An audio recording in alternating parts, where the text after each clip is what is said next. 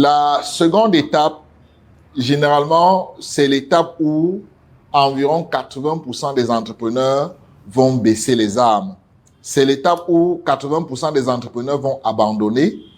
C'est l'étape la plus difficile et c'est souvent l'étape la plus méconnue. Et c'est surtout l'étape où beaucoup de personnes pensent éviter. L'étape numéro 2 du processus, c'est les challenges ou alors les obstacles. Nous allons préférer utiliser l'anglicisme, les challenges, pour rappeler que les challenges, c'est juste un défi. Exactement. Et donc, c'est l'étape où l'entrepreneur va donc descendre de son piédestal et va se rendre compte de la pure réalité de l'entrepreneuriat. Il va se rendre compte que tout ce qu'il avait prévu dans son business plan ne fonctionne pas toujours comme il avait prévu.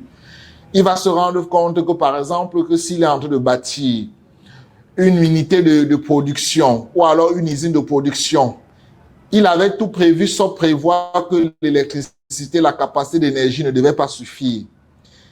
Il savait simplement qu'il y a l'énergie électrique dans le pays, mais il ne savait pas que lorsqu'il s'agit d'une unité de production, il faut une capacité dépendant des machines que vous allez implanter dans votre unité de production. Et donc, la première obstacle peut être le fait de se confronter à ce problème électrique. Ça peut être également le problème d'eau.